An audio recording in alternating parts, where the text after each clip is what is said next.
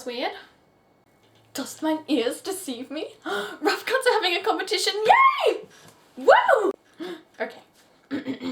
Hello, my name is Sylvie. I'm auditioning for the Rough Cuts, and today I thought I would review The Great Dictator, starring Charles Chaplin.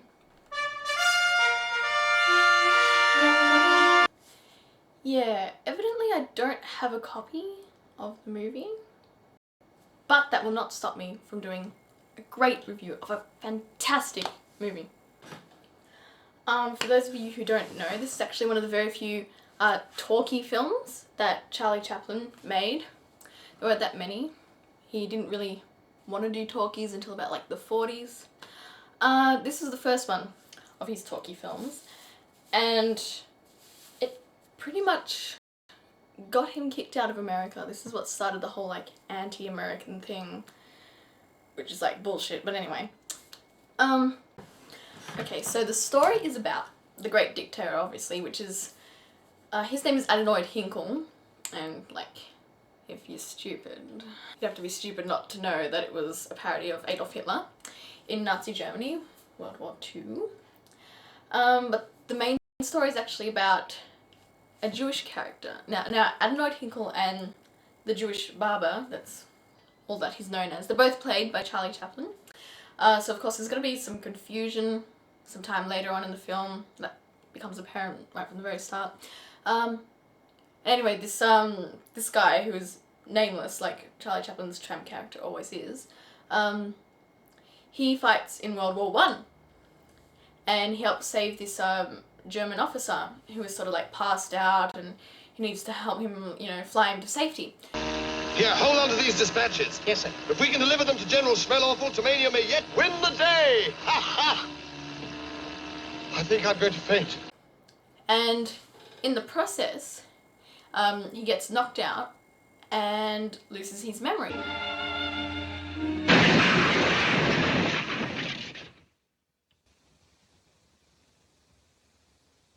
So he doesn't remember anything that happened in World War I. He also stays pretty much unconscious for all of the rising of, you know, Adenoid Hinkle and all like their Nazi equivalents and stuff. Hinkle party takes power. Meanwhile, the Jewish soldier, ex-barber, veteran of the World War, suffered a loss of memory and remained an inmate of the soldiers' hospital for many years.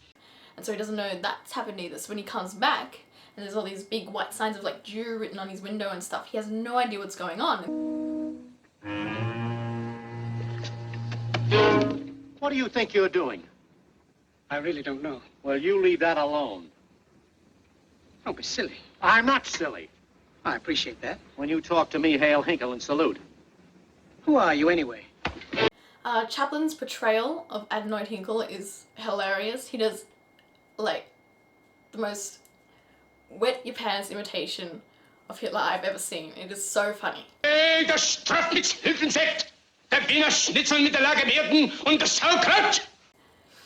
My favourite scene in particular is the scene with the globe, which you may or may not know. It's a very famous sort of like image where he's like dancing with the globe on top of his table and bouncing it off his head.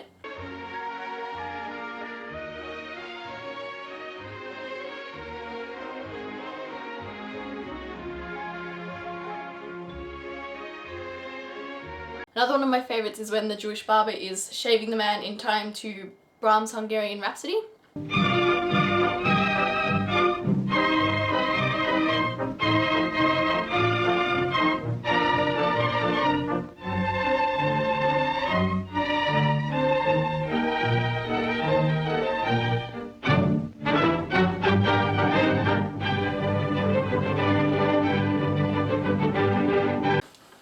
If I could, I would give The Great Dictator 6 out of 5 stars because it is a classic.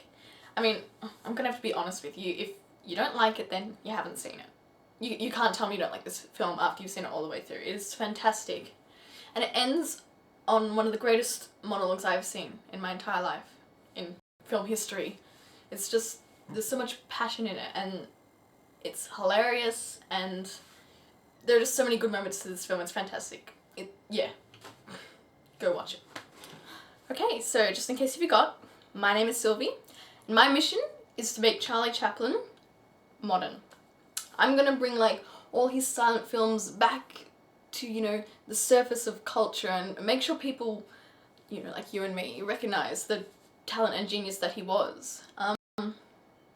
If I get into the rough cuts, I'll be doing a lot more Charlie Chaplin films and a lot more silent films, you know, with Buster Keaton and all that. I just love the silent comedies, but I do like modern films too, so I will probably do some of them as well. Anyway, thank you. Okay, now here are some reasons why I should be in the rough cuts. A, my weekends are incredibly boring, like gouge your eyes out kind of boring, you know, so I really need something to do. B, I love movies. I'm a movie maniac. Ask any of my friends and my family, they'll just say, oh my god, she just watches DVDs all the time, she does nothing else, she thinks she's in a movie. And C, what's a good reason? Oh, I noticed all of you are American. No Aussies? Me, I'm an Aussie. I really think you should have a token Aussie in the rough cuts, and that would be me. Because, yes. Just because Australians are pretty cool. I can hardly wait.